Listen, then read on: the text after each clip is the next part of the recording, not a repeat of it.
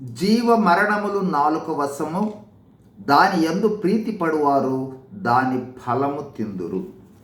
మానవునికి దేవుడిచ్చిన శక్తివంతమైన అవయవము నాలుక. ఎంత శక్తివంతమైనదంటే ఈ నాలుకను మనము మేలుకరంగా ఉపయోగించు విధానాన్ని బట్టి జీవమునకు అంటే పరలోక రాజ్యానికి లేదా దేవుని రాజ్యానికి లేదా స్వర్గానికి వెళతాం. మరియు నష్టదాయకము లేదా చెడుగా ఉపయోగించుటను బట్టి మరణమునకు అంటే నిత్య మరణమునకు అంటే పాతాళమునకు అంటే నరకానికి వెళతాం. మనము మన నాలుకను ఏ విధంగా వాడాలని ఇష్టపడతామో ఆ గమ్యాలకే వెళ్తాం.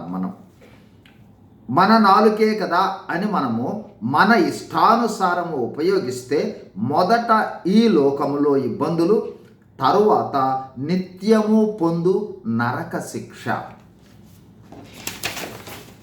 మనము చేయు పాపాలలో అతి ఎక్కువ అందరూ చేయు పాపాలకు కారణము నాలుక లేదా నాలుకతో చేయు పాపములు. నాలుకతో చేయు పాపాలు కొన్ని: వ్యర్థపు మాటలు, అనవసర కబుర్లు, అబద్ధములు, అతిశయోక్తులు, చెడ్డ మాటలు, డంబములు, కఠిన మాటలు, బూతులు, గాయపరచు మాటలు, మోసపు మాటలు, లేని విషయాలను పుట్టించు మాటలు మొదలైనవి. నోటి మాటలతో పాపము చేయని వారు ఉండరంటే అతిశయోక్తి కాదు.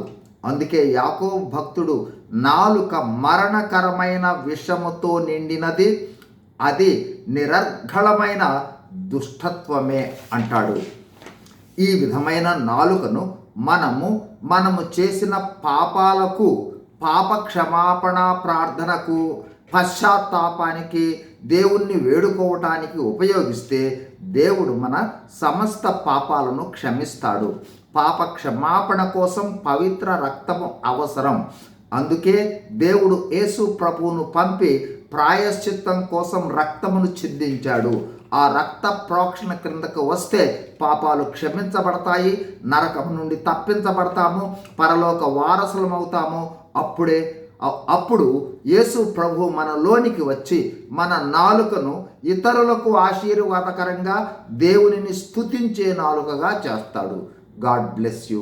Thank you.